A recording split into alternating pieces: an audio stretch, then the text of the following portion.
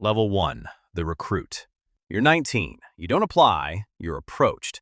It happens after a language exam at the University of Virginia. A man in a gray blazer sits across from you in the hallway. No badge, no business card. Just two sentences. You scored unusually well. Would you like to do something that matters? 3 weeks later, you're on a flight to Virginia. You told your mother it's a government internship. She believes you. That's the first lie. The facility is in the woods outside Williamsburg. No signs, no flags. You arrive with 6 others. You'll never learn their real names. They wake you at random hours every night, not to punish you, to study how you think when you're broken. Then they put you in a room with a man speaking only Arabic. He's crying. His son is sick. He needs medicine. There is no medicine in the room. Your job, they tell you afterward, was not to help him. Your job was to keep him talking. You do it for 4 hours. When you come out, your handler says nothing, just writes something in a notebook and turns the page. That night, you wonder if the man was real, if the son was real. Then you stop wondering. That's the first lesson nobody teaches you directly. The moment you start asking whether something is real, you've already lost the ability to operate inside it. Level 2, the case officer. You're 24. You've graduated from Camp Peary, Virginia, the farm. You've learned surveillance detection, dead drops, cover identities, and how to build a legend. A fake life complete enough that no one finds anything alarming. Your cover says you work for an agricultural consulting firm. Your fake LinkedIn has 11 connections. 3 of them are real people who don't know you exist. Your first posting is Frankfurt, 1987. The wall is still standing. The KGB runs assets through half the embassies in the city. Your first task is simple. Follow a Soviet cultural attaché named Dmitry. Learn his routine, his habits, his schedule, his weaknesses. You follow him for 11 days. On the 12th day, he sits at the same cafe, same table, same coffee. You sit 3 tables away. He looks up directly at you, doesn't say anything, just looks, then back to his newspaper. You return to base. Your supervisor circles one line in your report. Appeared to acknowledge surveillance. She looks at you. Appeared to or did? You say you're not sure. She puts down her pen. That's the most honest thing you could have said. Now go back and be sure. You change your route, your coat, your walk. The next day, he doesn't look up. You file your report. She nods once. You've learned more from those 2 nods than from 18 months of classroom training. Level 3, the field officer. You're 31. You're running your first asset. His name, the name he gave you, is Tariq, mid-level administrator in the Syrian Ministry of Defense. He approached you at a conference in Beirut. That made your supervisor nervous. Assets who come to you are either desperate or sent. Tariq says he's desperate. His daughter needs surgery only available in Europe, the kind that costs money a Syrian ministry clerk doesn't have. Langley says, develop the relationship. Don't commit resources yet. You meet him 8 times over 6 months in hotel lobbies, a bookstore in Nicosia, once on a ferry between Athens and Piraeus. He passes names, procurement schedules, office movements. Nothing earth-shattering, but consistent. On the 7th meeting, Tariq says his daughter is getting worse. Langley says, not yet. On the 8th meeting, he doesn't show. 3 days later, his name appears in a Syrian state newspaper. Arrested for economic crimes against the state. That's the code. It means someone talked. You run the timeline in your head. You never find the answer. The review finds nothing. You know that doesn't mean nothing happened. Years later, someone will say the word Damascus in a meeting, and for half a second you'll think about a man in a bookstore in Nicosia who just wanted his daughter to live. Level 4, the operations officer. You're 36, Islamabad, 1988. The Soviet-Afghan War is in its final stage. Operation Cyclone, the largest covert operation in the agency's history, has been funneling weapons through Pakistan into Afghanistan for 7 years. Billions of dollars, Stinger missiles, anti-tank weapons. You are one of the people in the middle. Your job is logistics with consequences. You coordinate equipment movement from Peshawar into eastern Afghanistan. You never cross the border yourself, but you know every courier who does. Their names, their routes, their safe houses. One morning, a courier named Wally doesn't arrive at the checkpoint outside Peshawar. His route took him through the Khyber Pass. He'd used it 17 times before. You wait 6 hours, then 12. You file the report at hour 14. 2 weeks later, intelligence confirms Soviet forces captured him east of Jalalabad. He was carrying documentation that could expose 3 other couriers. Langley asks you one question. Did you personally verify his documentation was sanitized before departure? You say yes, because you did. They close the file. The 3 other couriers are quietly pulled. Their routes change. The operation continues. Wally is never recovered. The file is never reopened. Level 5. The Station Chief. You're 44. You run the Beirut station. The American embassy was destroyed by a truck bomb in 1983. 63 people killed.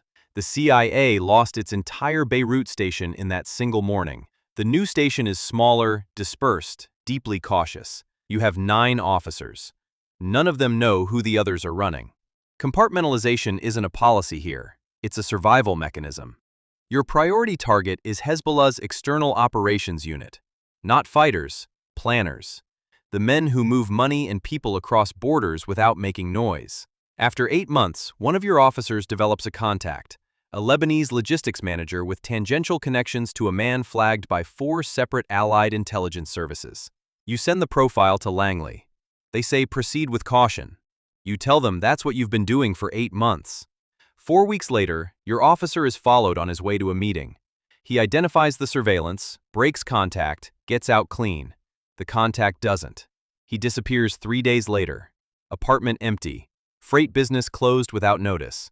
You write the report yourself. Every detail. Nothing minimized. Langley's response is one word. Noted. That word sits in your stomach for days. Level 6. The Division Chief. You're 50. You run the Near East Division from the 6th floor at Langley. 41 staff. A secure conference room. A direct line to the National Security Council. The year is 2002, 13 months after September 11th. The pressure inside every division is unlike anything you've seen in 28 years. Not just to find threats, but to name them clearly and give policymakers what they need to act. An analyst on your team produces an assessment on an Iraqi intelligence officer with alleged connections to a chemical procurement network. The assessment is careful. It uses the word possible 7 times, probable twice, confirmed 0 times. A senior NSC official calls you directly. The language is too hedged, he says. We need clarity. You tell him the language reflects the evidence. He says the evidence is sufficient for clarity. You sit with that conversation for 2 days.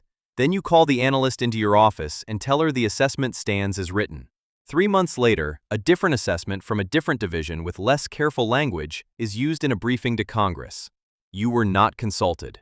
You were not invited. You read the transcript afterward. You recognize the phrases. They're not yours. But they could have been if you had allowed them to be. Level 7. The Deputy Director. You're 56. Your name doesn't appear in newspapers. You oversee every human intelligence operation the agency runs globally. 212 active operations across 61 countries. You attend the President's daily brief 3 times a week. You sit in rooms where the most consequential decisions of the era are made. Rendition programs, interrogation policy, black site authorizations. You did not create these programs, but your name is on documents approving their operational parameters. You told yourself approval was not endorsement. That operational sign-off was distinct from policy judgment. Then, one morning, a Senate Intelligence Committee report lands on your desk. Your name appears in it 37 times. Your lawyer reviews it and sits down across from you without opening his folder. Some of these are accurate, he says. Some are not. And you won't be able to publicly dispute the ones that aren't. You spent 30 years believing silence was discipline, that what you knew and didn't say was a form of service. Now, sitting across from a lawyer who won't open his folder, you wonder if every link in that chain was really as solid as it felt at the time, or if you just never looked closely enough to find out. Level 8. The Director. You're 61, confirmed by the Senate 81-7. The continuity candidate.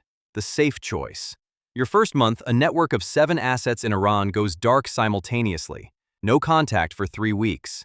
The counterintelligence team believes there was a penetration. Someone talked or was taken or both. You brief the president. He asks one question. Are we exposed? You say we may be. He nods. The National Security Advisor writes something. The meeting ends. That afternoon, a congressional leader demands a classified briefing. That evening, a leak appears in a major newspaper. Not about the Iran network, about a separate older program. But the timing is not accidental. You've been in this city long enough to know what a coordinated leak looks like. You say nothing publicly.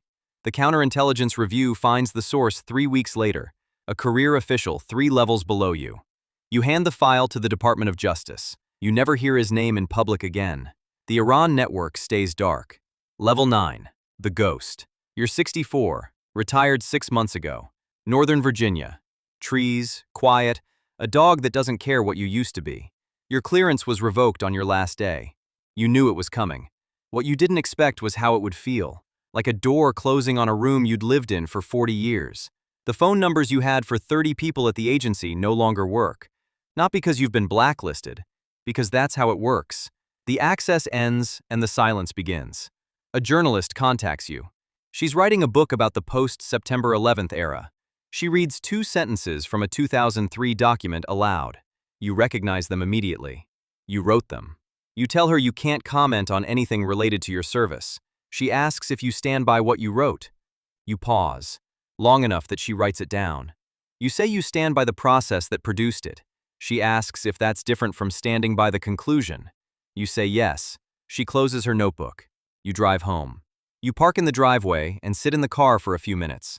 40 years building things that couldn't be named, protecting things that couldn't be discussed, serving a system that needed people like you to work in the dark so that other people could live in the light. The system is still running. New people in new offices making new versions of the same decisions. Your portrait will not hang in the lobby. Your file remains classified for 25 years. The stars on the memorial wall will not change because of anything you did or didn't do. You were never the story. You were the structure. You get out of the car. The dog is waiting at the door.